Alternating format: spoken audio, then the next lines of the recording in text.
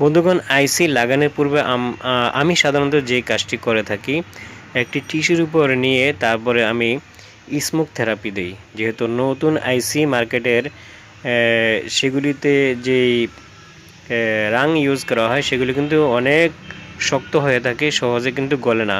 সেজন্য আপনি যদি স্মোক থেরাপি দেন, তারপর যদি আপনি জায়গা মতো বসিয়ে হিট প্রয়োগ করেন, তাহলে অল্প হিটেই কিন্তু এই আইসিটি বসে যাবে। আমাদেরকে পেস্ট ইউজ করতে হবে না।